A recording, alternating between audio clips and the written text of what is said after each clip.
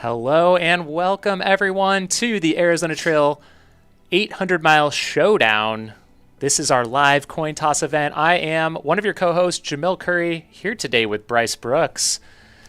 How you doing, sir? I am so pumped up for this. This is something that I've yet to see in this space, and we're excited to host it today. Absolutely thrilled. Completely unique event on a trail that we're both familiar with, so we have a little bit of a personal tie to it. Yeah. Very excited to kick off this coin toss. So we have a full schedule of events today. This is likely to be about an hour-long stream, and it will lead up to the coin toss itself. But I figure we should, first start with what is this challenge, what is the showdown, and what's happening out there. So do you want to give us a little brief overview of what is going to be happening here? Yeah, so we've got two professional ultra runners, Light Michael McKnight. They're going to be doing a competition with the goal of completing the Arizona Trail in the fastest known time. They'll both be going supported efforts, which means they're going to have crew helping them along the way. So what we're doing today, the coin toss, is to decide which runner starts from the north and which runner starts from the south. They'll both start at the same time, somewhere cross paths along the way. So what we're doing today is we're here to decide who goes which direction. It is so epic. I mean, these guys are going to start this 800-plus mile journey just in 5 days. They're still currently up in Utah. We are going to be checking in with them shortly there at the Mountain Ops studio. But I want to just take it back a bit. Like you said at the intro, we have a tie into this trail too. You are an Arizona Trail thru-hike finisher. When did you do that? Back in 2019. And what was your experience like? I mean, it's a long time to be out there. So for me, it took 35 days, so more than double what they're going to be shooting for.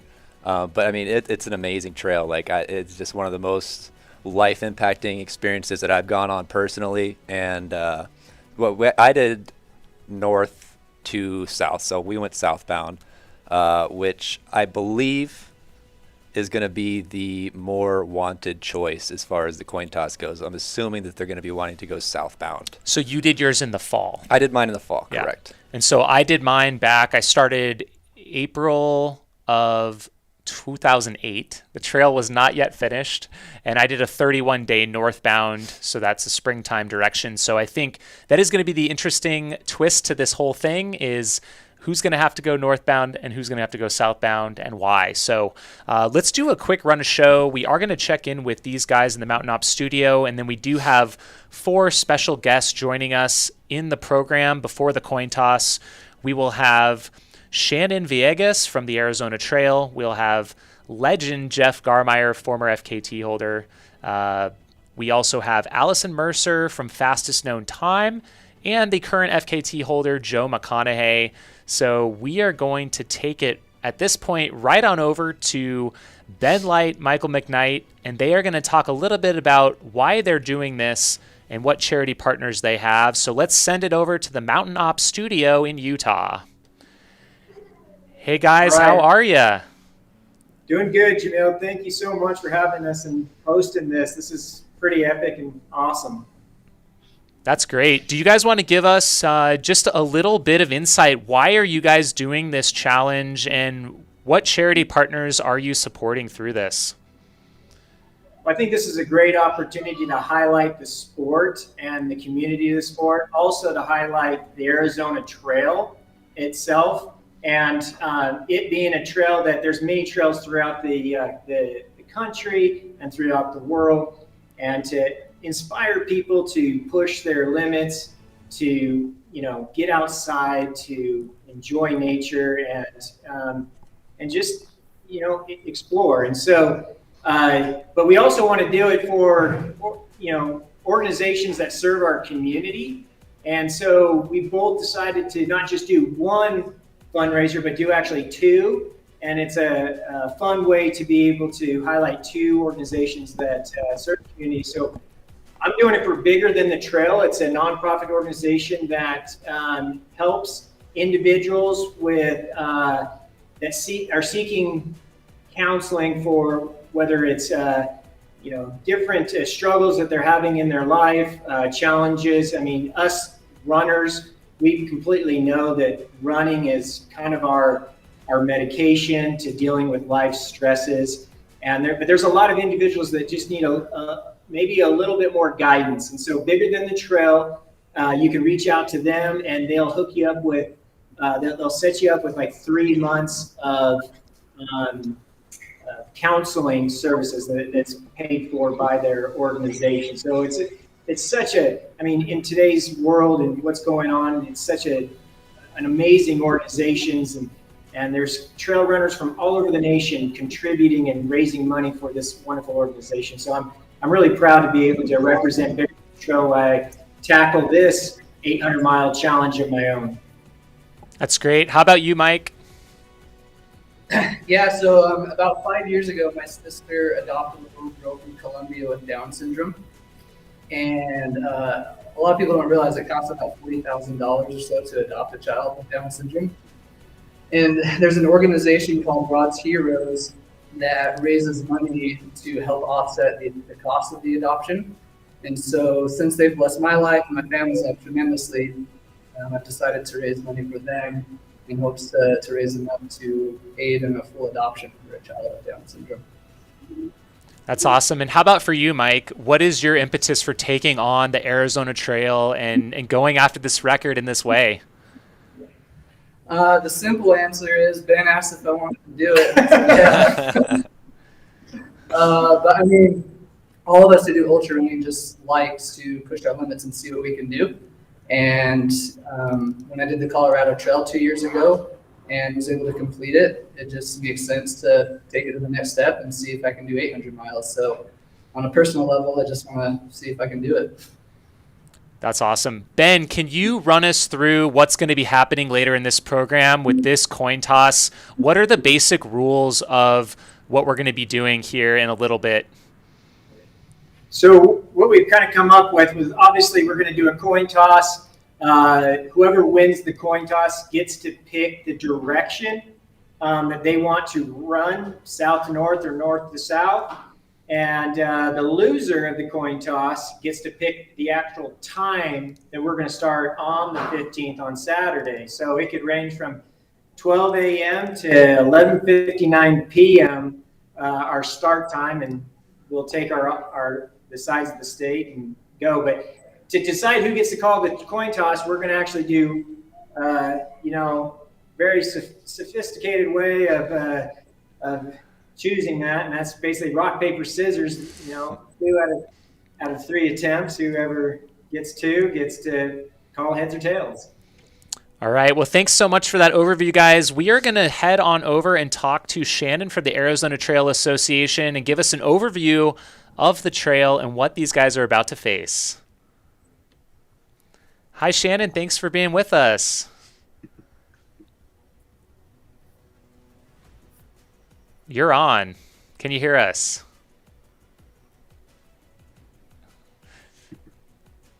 How's it going, Shannon? Are we good? I wonder if she can't see us right now.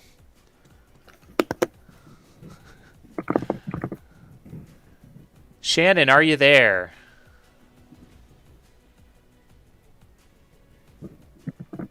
All righty. Are you there, Shannon? Can you see us? We'll check in with her real briefly. Let me see if I can't get a quick message to her real quick.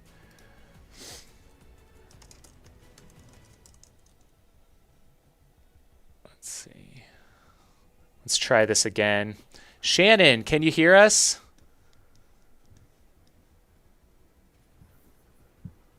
Can you hear us?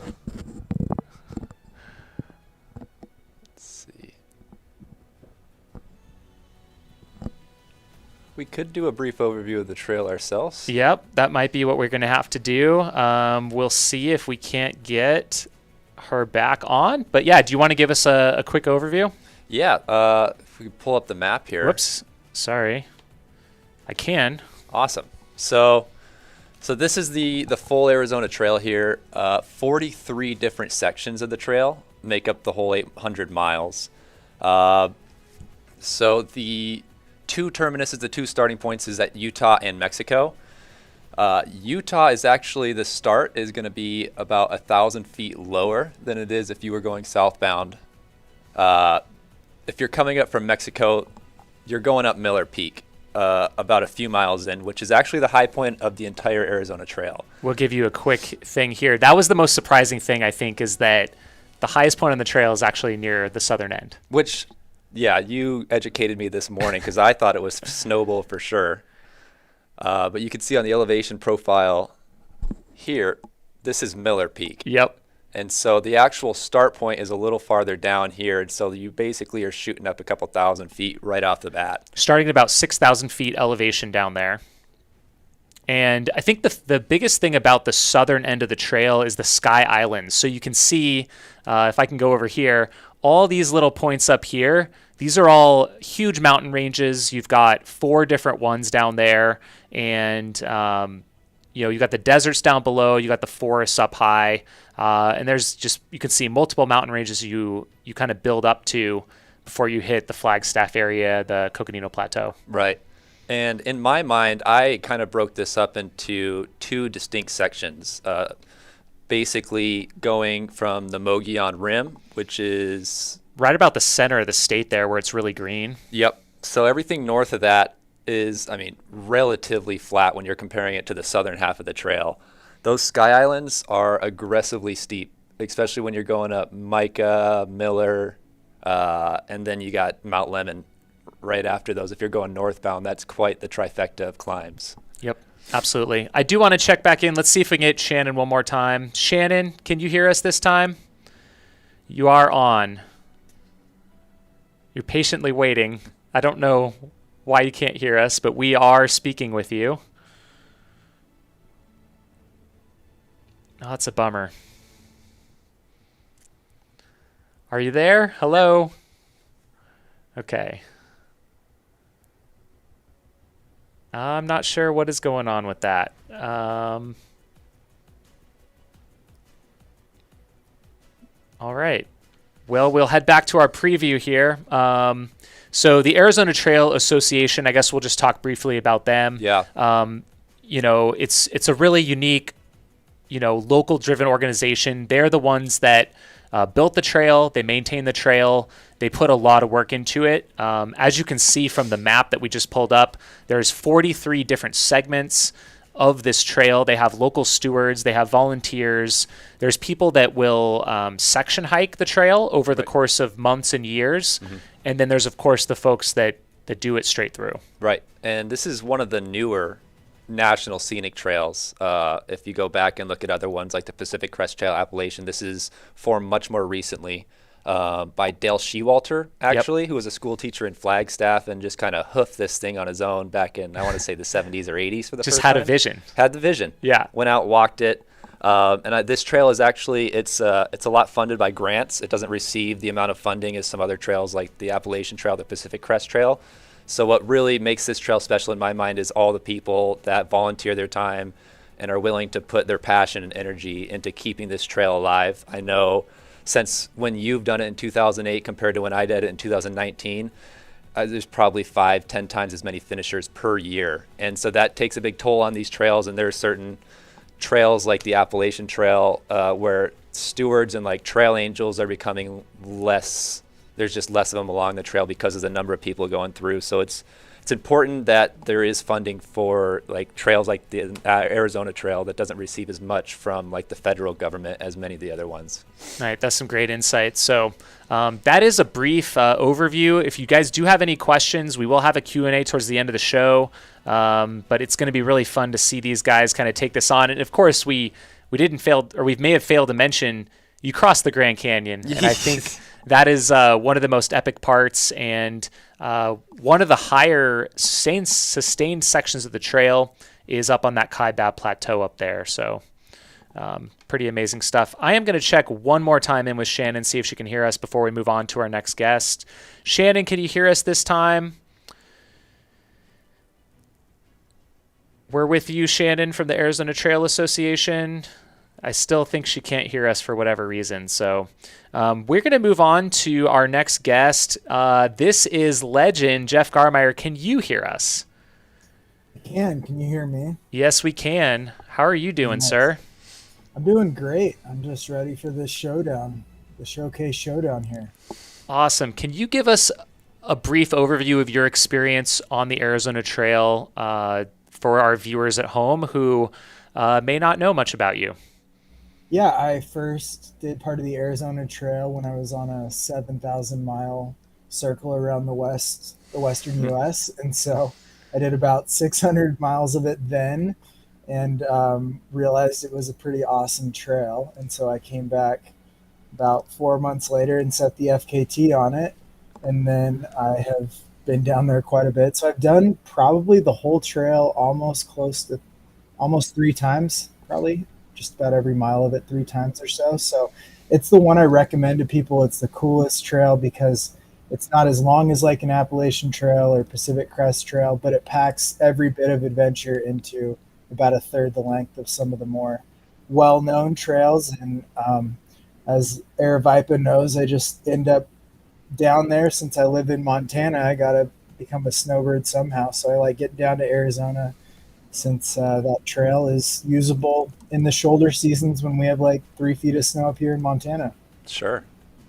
And Jeff, do you have any thoughts on if you were in this position, which direction that you would choose and why? Well, yeah, well, initially I thought you definitely want to go southbound, so starting at the Utah border this time of year, just because you're kind of following the fall weather and winter down south. But then I was thinking, and if you're going for sub 13 days or something, it doesn't really matter which direction you go. So I think it's really what plays into your skill set, where you want to be. There's a little bit more sustained altitude in the north, and then there's a lot more up and down and some underrated climbs in the south. So it really comes down to where you want to be, just I guess crushing miles, since I think the northern half is a little bit flatter than the southern half. So yeah, for most hikers, I think you'd want to be heading southbound this time of year. But if you're packing it all into 10 to 12 days, I think you can just go either direction. The weather won't change that much. What do you think is going to be the toughest section of trail for these guys? You know, neither of them have done this trail before. What would you say is going to be the most challenging section? I think so. Saguaro National Park, there's a climb if you're heading northbound that it's just a brutal climb, full exposure. It's going to be hot for both of them. So whoever's heading northbound, that's going to be the crux of it. It's from the entrance to Saguaro on the south end up to Kentucky Camp. And then for whoever's heading, probably just once you hit about Oracle, which is about 200-ish miles to the finish, whoever's heading southbound from Oracle to the finish, there's rarely a flat mile, and you're just up and down so much. It's going to be hot, and you're going to be really hallucinating. So I think whoever's heading northbound can get some of the tougher parts out of the way before they've gone too crazy, and whoever's headed southbound just has to rely on having a bunch of adrenaline and fighting through. Nice. It's going to be super fun to watch. Any more questions for Legend? Where do you think is going to be like the most logistically challenging place for them as far as having like a crew coming and meeting them? Is there any like remote sections you could think of where it would be tricky to have support? Yeah, that northern 70 miles is hit or miss, especially if there's rain. There can be a bunch of mud up there. And then I think the variability of heat and water this time of year, as you guys know, you can get literally any type of weather this time of year on the entire trail.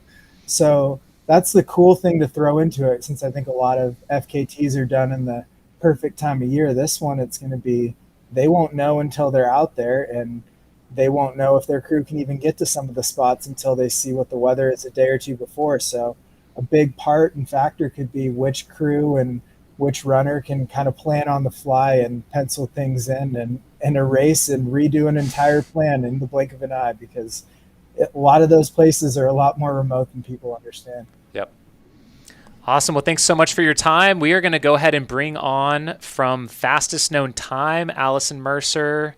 We'll see if she can pop back up into our feed here. Allison, are you out Jeff. there? Thank you. All right. That was really great words from Legend. Let's see We don't have Allison at the moment, so let's see here. We could try Arizona Trail again. Let's see. Shannon, can you hear us this time? Maybe not. All right. Well, sorry. Oh, can you hear us?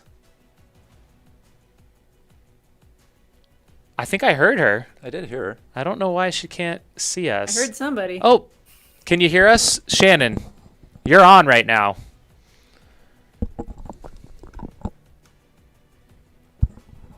Do you want to give us the update on the Arizona Trail? Maybe she can hear you.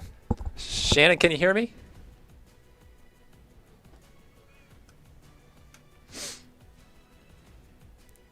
All right, we are not sure. We do apologize for that. We're going to hop on over to Allison with fastest known time. Can you hear us? Oh, I need to unmute her real quick, and you should be good to go now. Hey guys, how are y'all? Thank you so much. We can hear you loud and clear. Thanks. We're doing great. How are you doing? Oh, fabulous. I'm really excited for the showdown. Super exciting. So fastest known time, you guys have been tracking kind of this edge of the sport for quite a long time now. Do you want to give us, the viewers out there, kind of an overview of it? And then let's talk about the current FKT on the Arizona Trail. For sure. Fastest known time has been around for almost 20 years, tracking all of the premier trails to trails submitted by anyone all over the world. So someone submits a route, and we look at it and approve it based on what other people want to do it. So it's just a great guide for people wanting to explore local trails or other road sections. And of course, we have our premier trails, like you talked about, the Appalachian Trail, Pacific Crest Trail, and of course, the Arizona Trail, which lately has become rather popular, as if anyone tuned into the Racing Arizona documentary by Joe Stringbean McConaughy, the current men's FKT holder for the Arizona Trail, it will be a tough act to follow. So very excited to see what the guys do. That's awesome. Yeah. Let's see. Do you personally have a pick if you were going to do this coin toss on which direction that you would go? I would definitely go southbound, get the Grand Canyon, Flagstaff, Mogollon Rim all out of the way first, and any weather obstacles. So I would just get the altitude out of the way first, and also the logistics of having the crew. Sorry, I missed that part earlier. Did you talk about the supported versus unsupported yet, as like the different categories? No. So basically, supported, the way the guys are going is you can have crew, you can go to store, you can go to a hotel if you need it, you can get a car ride, anything, any support from anyone. If you do it unsupported, it means you carry everything. You only get resources from natural resources. You carry everything start to finish, which Art Brody actually did the Arizona Trail unsupported, which is absolutely incredible. But most people, some people do it self-supported like Legend did. But as you see, these guys are doing it supported with crews that can, avoid any obstacles or challenges. It's a lot easier when you have a crew to support you. That's awesome.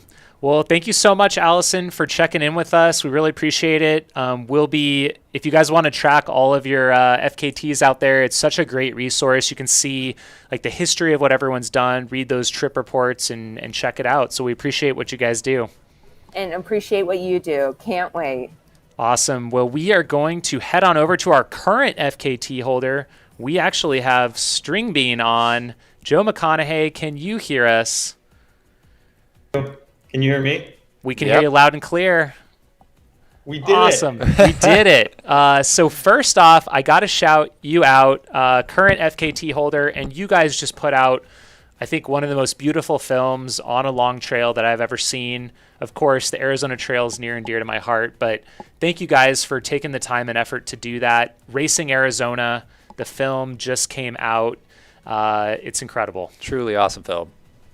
Well, thanks for saying that. Yeah, a lot of blood, sweat, and tears and blister juice went into making that documentary. So I just feel really grateful, to have had the support crew I mean, a lot of people from the same support crew when I did the PCT 8 years ago, and just have an amazing support network, including Katie, my wife, Whit, who's a previous FKT holder on the Arizona Trail, Jack and Dills, who made the documentary. And it was really funny because it's been over a year since the FKT, and Dills hadn't kind of like shown me any of the footage, so I really got like the down low only a week or two before it was actually launched publicly. And thank you for helping orchestrate the release and showing at the Flagstaff Film Festival. I thought that was just a really like kind of the perfect place for it to land. Of course. So yeah, you guys check that out over on Pilot Field's YouTube channel. But yeah, enough plugging that, I guess. Let's turn to the task at hand here. We have this Arizona Trail Showdown. What are your thoughts on this? I know that you've been in the FKT game for a long time, the ultra running world. This feels like kind of a combination of that and kind of something that should be pretty fun for us fans of the sport. Yeah, I think it'll be interesting. It'll be, I mean, definitely interesting, right? Like no matter what happens, somebody's going to have some popcorn ready and watching, for a fun time. It's sort of like, I know a lot of people get a lot of joy of tracking, 100 milers or 200 milers, just following the dot move. An FKT is always a little weird because you don't really know how someone's doing. There's a lot that goes into where the individual's at, but mileage is, such a good tracker, but it's also hard to compare and know where miles are unless you have a really good understanding of sort of checkpoints along the way. So I think that'll be interesting to kind of see how people in general contextualize their progress along the way. That's great. And then, I mean, we kind of got to ask you if you won the coin toss yourself, which direction would you go? Yeah, it's a tough, like the age-old debate of any FKT. Would you rather get all the gnarly terrain out of the way, or would you, and then do your best to cruise on the flatter stuff, even though you're not feeling good, or would you rather feel pretty good, make good time on flatter terrain, and then just get hammered at the end? And you think of Scott Jurek and myself on the AT. You think of a lot of different types of efforts. And with the Arizona Trail, it really is, southern Arizona is a different kind of beast when you have to go over ring cones, lemon, all that jazz. So it'll be really interesting to see how they both handle that, especially two people in real time, because I think it'll be really obvious. I mean, so much of it's just going to come down to how each team and individual sort of manages themselves. But I think the terrain will definitely throw people in a wrench. And I'd rather go, I almost always prefer to knock out the big stuff early, and then try to your best to hang on the flat. So I would probably take northbound if I were looking at it again. Super interesting. Yeah, I feel like that might buck the trend. Most people are kind of shooting for that southbound in the fall, but I think, like you said, that southern Arizona packs a punch, and it can be deceiving. Like on paper, maybe it doesn't look as bad, but man, there's some tough miles out there, as you know. Well, resupplies are thin. There's a lot of vert, and just in order to make the logistics work, especially on a supported trip, you either have to commit to a 50, depending on where they are. You either have to commit to a 50-day or a 70-mile day. And when your 50 to 70-mile day includes 6,000 feet of extra vert in those 20 miles, that hurts, right? And I'd much rather go into that fresh and plan for rather than make the decision. I would hate to cut a 50-mile day anywhere on any effort of this length. And if I push for that 70-mile day, there's a good chance somebody is going to make it to the top of Mount Lemmon 5-6 hours later than they might have anticipated at the beginning. Awesome. I got one more question for you, Joe. Don't mean to give away a spoiler on the documentary, but there is some snow included towards the end of it. Looking back on your experience, would you have changed your direction based on that factor? I think changed the. Yes, I think change it in the simple context that a lot of people before me have gone at that exact same time, and the reason it worked out for them was because it was cold enough so that the snow was actually solid and not breakable, whereas when we went on it, it was just super rotten. So if we had gone southbound and hit it when it's actually a little bit earlier, so when it was more likely to be frozen, that would have been like a variable I would have loved to have control over, instead of getting to rotten snow and then having to post hole through all of it when you could have just floated on top of it. So I think simply from the context of like, could we have gone over the Kaibab Plateau with like hard snow and had been a much more pleasant experience and predictable experience? Absolutely, I would have taken that every time. So yeah, that's definitely a learning. And I think overall it makes more sense to do it in October as well when they're going. But we just had, a crew that I really loved and a time of year that we needed to hit. And so that's what we went for it. Awesome. Well, thank you so much for your time, Joe, and we'll look forward to seeing you in the future. Yeah, best of luck to everybody going out there, and thanks for being good ambassadors of the sport, you two. And hopefully they both get heads. I don't know what you guys are doing. All right, we'll see soon. We're going to jump back over with Shannon at the Arizona Trail. Hi, Shannon. Hey, guys. Hey. Shannon Villegas here from the Arizona Trail. We are super excited and honored to be part of your journey, Ben and Michael, and that you chose the AZT. That's super awesome. As gaining so much more popularity, but I'm still happy, and I think everyone else is too. It's still not super popular, so it's not like you're going to run into people all the time out there. So, and we love the trail running community and how it's brought people together on the AZT. It's just amazing every year how many more people are coming out just to try running it. And for FKTs, it's pretty exciting. So a little history, just because today is Indigenous Peoples Day. So just pointing out, we acknowledge that every foot of the AZT is the ancestral lands of Indigenous people. We have a lot of Native runners, and we are super proud and honored that we are sharing lands with them today. And then a little bit more history. The Arizona National Scenic Trail was the dream of a school teacher named Dale Showalter. And he was a school teacher in Flagstaff back in the 1970s.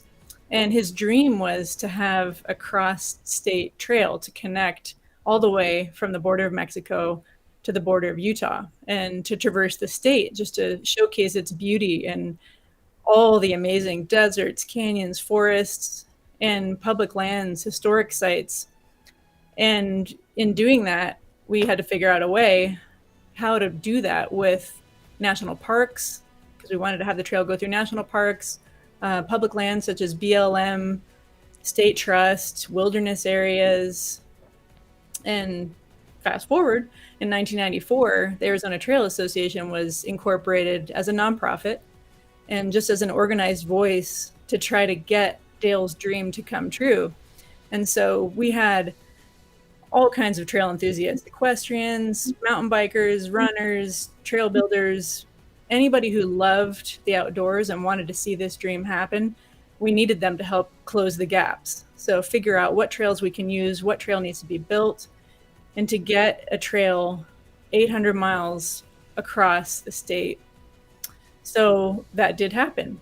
And in 2009, the Arizona National Scenic Trail became scenic trail status by the United States Congress. So the AZT is one of 11 national scenic trails in the US, and that is non-motorized. So that means it's open to hikers, mountain bikers, one of the only ones that's open to mountain bikers, equestrians, any way that you can travel non-motorized, it's open. And it's broken into 43 passages. And maybe you guys can put up that map. And those 43 passages are different sections as it winds through the state. And you can read a little bit more about those on the Arizona Trail website, but each one is totally different. And so as Ben and Michael are passing through the state, these areas are just going to change constantly. Deserts, canyons, forests, so many mountain ranges. A lot of people that come to Arizona are just amazed when they get on the trail especially if they start from the south. Day one, they're climbing to 9,000 feet, and they're thinking, I thought Arizona was flat. It was a desert. No, you're going to be going through mountain ranges constantly and into canyons. So the next thing that happened is in 2011, the trail was actually finished, completed. So we had a single trail of 800 miles completed in 2011. But since then, the Arizona Trail Association has been working to improve parts, because some of the parts that we needed to connect were forest roads, or double track, as you call it, and not single track. So since 2011, we've been working to build as much single track trail and move the trail off of these roads so that you're never in contact with motorized vehicles.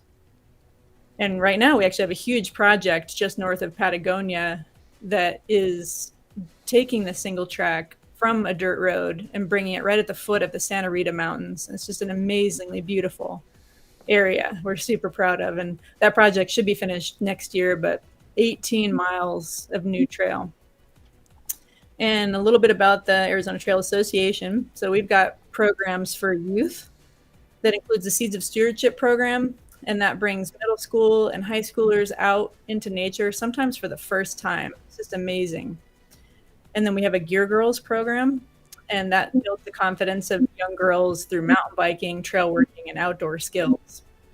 And our Arizona Trail Vets program that engages military veterans on and off the trail. And there's always something for everyone else. There are trail work days coming up all the time that you can get involved with, and we'd love to see you out there. There's nothing more satisfying than a good day's work with like-minded folks out on the trail. So that being said, we wish you guys the best of luck. It's going to be super exciting to follow you, and thank you for being part of this amazing community. Awesome. Thank you so much, Shannon. Thank you. All righty. Well, thank you to all of our guests today. I think we had such a well-rounded suite of guests there. This is all coming together so great. And up next, I think, is the moment you've all been waiting for. So thank you for tuning in.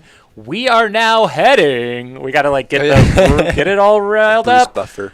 To Utah and the Mountain Ops studio for our live coin toss. We're going to throw it to you guys now. Let's go. Hey guys, can you hear me? Yep, loud and clear. All right, well, good to have you here. We're going to have the official weigh-in here for this Arizona Trail 800-mile showdown. And is that Cam? That is. Yeah. What's up? Shout out to Cam Haines. What is up? Not much. Just here. I got roped into the MC job. I feel a little bit like so. But where is this championship belt? Do we have a belt here? All right. Well, we're going to weigh in the runners. So first, let's have Ben Light up here, and you don't need to weigh in. You take off. Can I take it off? You don't have to. But this is the official weigh-in, so we'll see if they're going to make weight here. Oh, dang. Dang. Somebody's been in the gym. All right, there we go. There we go. 160. Good job, Ben. So Ben looks like he made weight, championship weight. Next up, we have Michael McKnight, the reigning, defending champion of the Colorado Trail FKT. I'm really supposed to take my shirt off. I wouldn't want to either after that. Yeah. He's all flexible. All right. Well, congratulations. You made 174. All right. So, yeah, we'll see. All right. So these guys come in here. So they're gonna do rock, paper, scissors, right? Best 2 out of 3. There you go. To see who gets to call the coin toss and choose their direction. All right. So rock, paper, scissors. Oh yeah. Right. Oh, here we go. Oh, yes. Looks like Ben gets to choose. So I have the official coin right here. This is a Mountain Ops coin, and the colored side is heads, this side is tails. So we're gonna flip it. You're gonna call it in the air. You ready? Heads. And it is heads. So we'll see how our people doing the predictions work.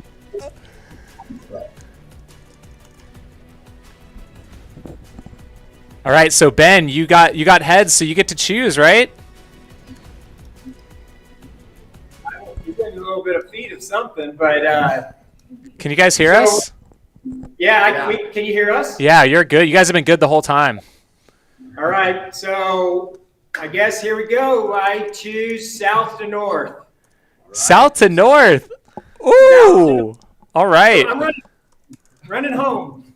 All right. So Ben Light just won the coin toss. He's going to be going south to north. That means our good friend Mike McKnight is going to be going north to southbound. So are we now choosing the start time next, or do you guys want to get into some Q&A? You want to get the start time out of the way? No, because I haven't thought of that. Awesome. Yeah, let's jump into it. All right, Ben, what's your thinking here going south to north? I think that might take some of us by surprise. The fall standard is going north to south. So tell us, what are you thinking here?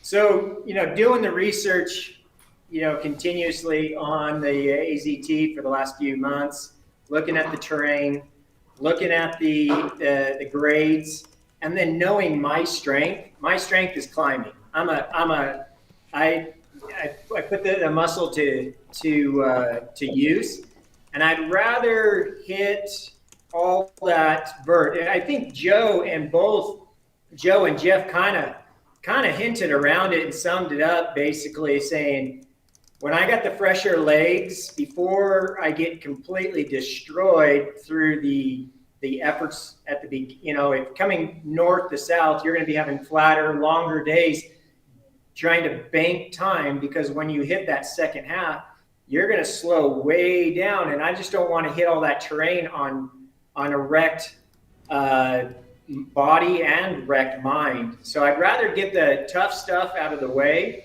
and then just look at where Mike is at versus where I'm at, and then decide to turn it on. And when I say turn it on, I'm just saying, reduce the sleep and increase the effort time, and try to maintain a good steady pace as you close in on that gap that he'll probably put at the beginning when he's going through the high plateaus and then Grand Canyon and then down through Flagstaff and everything. That's awesome. Thanks so much for that insight. That's kind of what Joe just said too when we were chatting with him. We do have some questions in the chat for you guys. We'd love to get into a few of these. So starting out from Charlie Seymour, what kind of cruise will each of you guys had? I'm sure you guys have been planning potentially for both directions. I think it's going to be super interesting. So you guys talk about that a little bit. What kind of support are you going to have out there? Yeah, so for me, I'm going to have my wife and 2 kids. They're always my crew. And then I have somebody I coach named Scott Hiskey, who has a sweet decked out Sprinter van. And for some reason, he has most of the month of October off from work. So he's down and crew the with us. And then pacing wise, I'm a terrible planner. I might have a few, I might not have much. We'll see what happens along the way. All right. How about you, Ben? My beautiful bride, Brittany, she's my rock. She's my inspiration. She'll be crewing me. We're kind of a solo team in a way. So, we invite anybody down in the Tucson, Phoenix, Flagstaff area to watch the tracker and come out and grab some miles. A bit of strategy to let you know. I'll be going in. I'm going to start rolling into the nights rather than the days.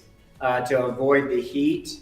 And so if anybody wants to get a good night run in between 2 work days, come out and join me. It's not going to be crazy fast, but the company and getting to know you and sharing some miles is always welcome. So. Yeah, we do have a question here about, will this be live streamed or tracked in any way? How can people follow you guys when you're on this journey? Yeah, so we have a website up called www.greatwesternadventures.com, and we will have trackers on us the whole time. It's just kind of like a Cocodona 250 setup where you can just see the map and just, see us progress an inch or two a day as we move along the trail. We have go ahead. I was going to say, the thing I've heard from Jeff and Joe is that there's a lot of service on the trail. Mm-hmm. So I imagine we'll be doing a lot of our own updates just each day as we finish. I'm going to try to include a spreadsheet link on our website right by the tracking.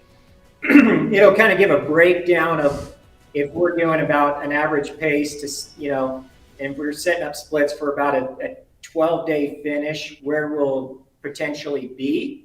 And it's just it's more of a guideline. It's not obviously going to be 100% accurate, but it'll give people an idea, and it's going to. I have it set up right now from south to north because that's what I was hoping for. And but all you have to do is just flip it, and know where Mike is and kind of get an idea of where his crew is. Our trackers are going to have us and our crews, so you'll be able to see where the crew vehicle is. So if you were going to come out and, if you wanted to bring us some sweet steak and potatoes and out back, that'd be much appreciated. But if you wanted to find out where our crew is, you just kind of look at that tracker and then kind of give a real time of where each of our crew is going to be. Mike, I have a question for you real quick. Facing north to south, is that the direction that you were hoping to be going in, or are you caught off guard by this? Yes. I mean, my biggest weakness is the heat. I feel like I can adapt pretty well to the climbing, the flat running, the downhills and whatever, but the heat definitely gets me. So I was hoping that it would be a little colder by the time I was in that area. So yes, this is what I wanted, but I wasn't necessarily expecting it to happen. So it's a win-win for me. It sounds like both of you are getting what you wanted here, which is pretty interesting. I wasn't quite expecting that, but that is pretty awesome. We have a comment here from Julian Galuzzi. He just says, meet in the middle and have some bacon.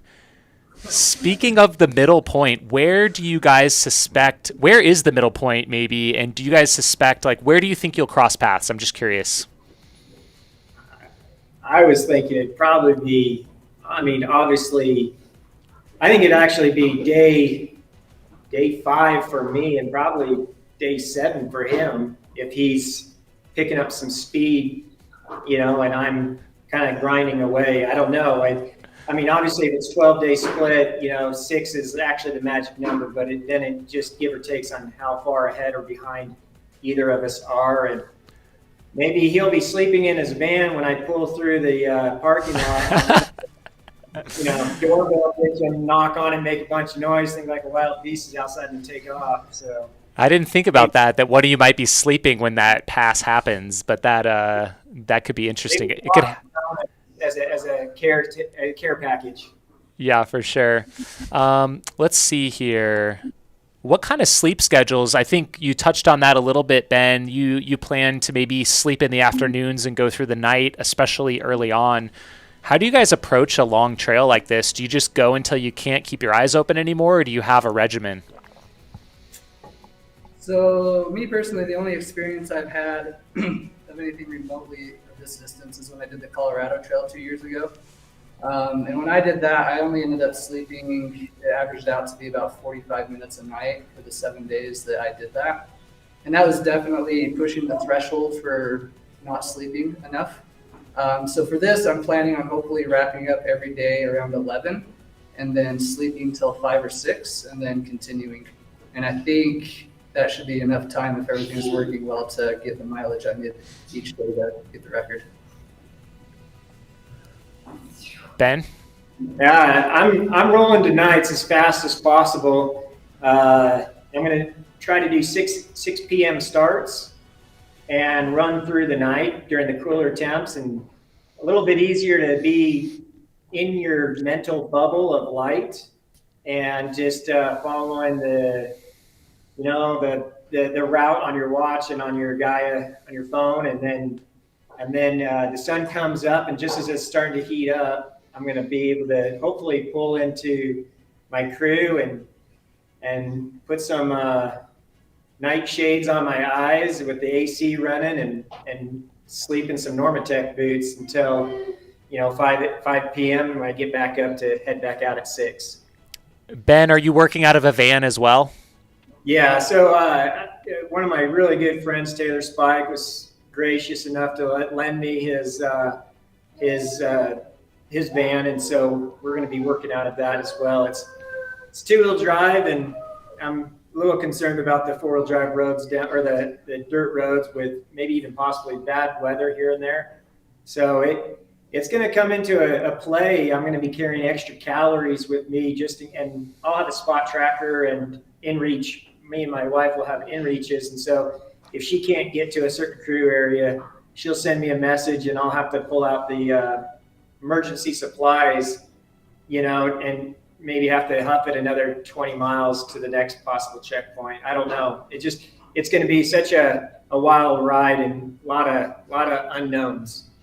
Well, we definitely have some support in the chat here. For instance, Sabino Canyon Hike and Run out of Tucson says, let us know if you do anything here down in the Tucson area. So that probably goes for both of you guys. Reddington Pass, Sycamore Reservoir Trail. So definitely, how can they reach out to you guys? I'd say Instagram DM would be probably the best way, easiest. And then we can share our phone numbers and then share our if it looks like it's a good support and they're a good possibility, then share our wives' phone numbers, because they're going to be the ones to really coordinate with. Here's a question from Levi Light Gaming. How far will you run every day? I mean, we could probably do the simple math, but what kind of mileage are we talking for this kind of a record? I guess I'll answer that, since that's my son and he's sitting right here on the iPad. So our average, we need to, obviously, like Joe said, we need to cover, in that 60-mile range. I mean, just doing the math, but you never know when the trailheads and the access points hit. So sometimes they hit at 50, which then you got to offset that the next day or another day at 70. So I have about 2, 3, I think I have 3 70-mile days kind of specced out. One's almost an 80, and I think I hope I'm not overshooting on that one. I'm rolling the dice. We'll see how it plays out when we get there. But and then towards the end, obviously, hopefully when I hit that Grand Canyon North Rim, just run until I get to the hotel. That's it. Questions? Let's see. Here's a good one from the chat. This is actually from, looks like from Jeff Garmire. What is your sleep strategy, which you touched on? More importantly, which hallucinations do you hope to see? You like hallucinations. I hallucinate a lot of my stuff. That's a weird question. It's coming from Jeff. I will say the one I hope I don't have is the one I had one at the Tahoe 200 where I got stuck in a time loop, and I legit thought I was stuck in a time loop, and that scared me. I had no idea what to do. So as long as it's not that, I'm fine with whatever I end up seeing on this journey. Gotcha. Do you guys want to touch a little bit where you guys are right now? Mountain Ops. I would love to hear a little bit more about them. Yeah, so Mountain Ops is a local Utah-based company that I guess you could say nutrition supplement company. They're really excited about expanding their operations and getting involved with the endurance community, both running and mountain biking. And one of the things that we really like about Mountain Ops is that how much they give back to the communities. We can't pan the camera, but we're here in their CrossFit gym at their headquarters, and half of the gym is taken up with food that they actually put together for kids, lunches, and they actually donate it out to the schools, the local schools, for kids that are underprivileged, that don't have the resources to get meals every day. And so once a month, they bring the community together, like different groups. They put these meals together, they distribute them out, and it's all donated off of the a certain percentage of their sales goes to that. And so their core values aligns right there with most all trail runners and giving back to the community. It's cool, and they're really excited about getting into the trail community. And me and Mike are here. We just recently joined their team, athlete team, and we're excited to help pave that way for them. And what Shannon was saying about the Arizona Trail and the growth and the progression of that and giving back and everything, it fits right in. That's awesome. We did have a follow-up question from Edwin here in the chat. What nutrition do you guys plan to use out on the trail? I know both of you kind of have a good approach on that. You're a nutrition guy. If anyone knows anything about me, it's that I don't plan. So I haven't given a lot of thought to that, but I do know that, a lot of my go-tos while I'm running are like simple foods, easy to process and digest. Mountain Ops just actually came out with a bar called the Venture Bar, which it's got your carbs, it's got your protein, it's got your fat. Like it's a good bar, and from what I've seen, it's pretty easy to chew and swallow. So that's big, especially in the Arizona desert. But every night since I have this Sprinter van, every year me and my wife buy a cow. And so I'm just going to bring all my ground beef, my steak, and I'm going to have a nice steak/beef dinner every night before I go to bed. How about you, Ben? I'm on pretty much the same nutrition regimen as him. And so one of the things I would just add to it is that if there's so many trail angels involved with FKTs and with long efforts, and if anybody decides to pop up and bring some food in, I guess the foods that we're trying to avoid, and this is coming from almost like a test experiment, is we're gonna steer away from gluten and higher like candy sugars. Try to keep our sugars in that realm of fruits. And then also, obviously, goose, what we're taking out on the trail and stuff like that. But I was just throwing that out there so people show up with a big old, large size pizza, and I don't want to offend them if I'm like trying to stay away from, bring some cauliflower crusted pizza. Well, they might try and tempt you away from your diet, or maybe it's just what you're going to need at like mile 700. It might change. Who knows?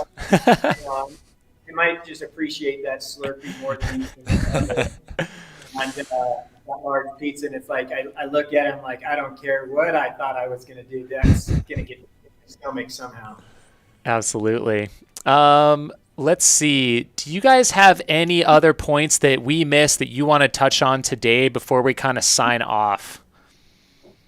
I would say, if you want to come out and run with us, and this comes from maybe even a safety standpoint.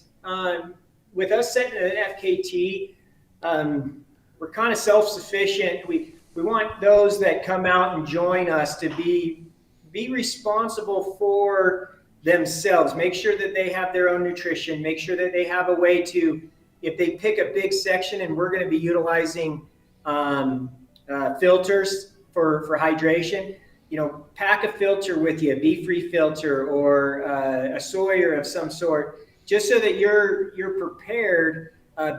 Make sure you got the right clothing for bad weather. Just make sure that you don't become a liability, but you become an asset to us from a mental side and preparation side. So, and then maybe even take it one step further and have the Arizona Trail route that you're going to come in at, maybe download it on some type of device, get the Far Out app, load it onto Gaia, load it onto your Garmin or Coros, just so that there is a way for you to route find if for some unforeseen reason you're alone. And one other thing is, it's going to be hard for our crews to shuttle people back and forth from trailheads to trailheads. So come out with a plan, bring a buddy, and have a buddy drive and leapfrog each other with the crews. Just those little simple things, all of a sudden you become a huge asset to us, and we welcome it. And we're so excited to have you there, and less of a liability and another stress to add on to the multiple dynamics that we're kind of under, being faced with. That's a great point, Ben. I think that's super well said. So thank you for that. Well, I think we're nearing the end of our show today. We want to thank both of you guys for including us in this, and we are very excited to see this kick off. We don't want to take too much more of your time because I know you guys have probably some planning to do here and some last-minute prep and getting as much sleep as you can before you travel down. Are you guys heading down to Arizona right away? When will you be arriving into the state? My plan was to maybe leave today if I was going south to north, but now that I'm going north to south, we'll head out Wednesday, Thursday, and then just hang out for 2 days down by Kanab. Nice. I'll head out Wednesday, probably stay the night in Vegas, and then down to Phoenix, stay the night in Phoenix, and then be down to Sierra Vista by Friday. One other thing we had to do, well, one, everybody please go to the website, donate. There's just one donation link, and every dollar is split in half between Rods, Heroes, and Bigger Than the Trail. Please, as you're inspired, as you see us go through this raw event that we're about to go through, please consider donating, and we're trying to raise, the money for the help with the adoption and help with the counseling. And the last thing we haven't done is Mike still has to pick his start time. That's right. All right. What do we got, Mike? So do you want some explanation, or should I just say it? Say it, and then you can explain it. Okay. We are starting at 8 a.m. I knew it. I'm just a terrible sleeper, and then since my kids are going to be there, I just hate to have that trip start off waking them up super early. And I also know that Ben wanted to start at 2 a.m., so. I love it. It's 6 p.m. Saturday. That's what I was actually going to pick. So, Ben, you just got to hang out on the border for 10 hours, and then you can get started. I know. It'd be like, I knew I was going to probably check out of the hotel by noon and go up there and just sit there for 4 hours before hiking into the trail start. But no, I knew he was going to pick daytime. I got contingency plans and a strategy so that it's just going to be a little bit heavier effort first off, and then rolling over to the nights. Right on. Well, is there anything else, guys? No, I really appreciate you guys. I appreciate everybody that tunes in. I appreciate everybody that sticks it out all the way to the very end like this. I think this is wonderful, and it's going to be a wild ride. Yes, it is. We're going to try to post as much as we can so that you kind of feel like you guys are part of the experience. Awesome. Well, what you guys are doing is historic. Thanks for including the whole community as part of your journey, and we look forward to the start here on Saturday. Thank you. Thank you. Awesome, guys. Gentlemen. All right, there you have it. Wow, that was kind of unexpected. I was thinking they would both want to go southbound. I thought so, 100%. But it turns out Ben had, due to his extensive planning, something different in mind, and it sounds like it might be along the same lines as what Joe himself was thinking. So super interesting to see that. We'll have to see, is Ben's planning going to come into factor, and Michael McKnight's maybe lack of? How much will that play into it? Well, or is his style, which obviously has provided him a great success in the sport thus far, not going to be a factor? Yeah, I mean, it seems like Mike McKnight flies by the seat of his pants a lot when he's doing these sort of efforts, which I like. I respect it. Absolutely. Makes it easier to go with the flow when things don't go according to plan. Yep. I'm also very interested to see how Ben Light's nocturnal plan works out, hiking through the night every single night, starting at 6 p.m. Very different, I think, than most people who have ever hiked the Arizona Trail. Sure. I mean, I hope he gets some views as well. I was thinking about that, but I will say, for him, the nights are getting longer here in Arizona, of course, so that will probably suit him quite well. But yeah, this whole thing, just to kind of recap, It starts off on Saturday, now at 8 a.m. Arizona time. We'll have Michael McKnight heading southbound, Ben Light heading northbound on this Arizona Trail 800-mile showdown.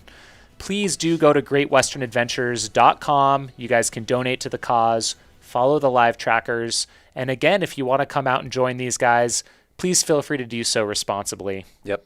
So I think we covered it all. I think so too. Awesome. Well, thank you guys for tuning in. If we might do some updates mid-race, mid-showdown. We'll have to see. We'll have to check back in, maybe do a couple episodes throughout the week next week. And with that, we will see you guys later. Bye.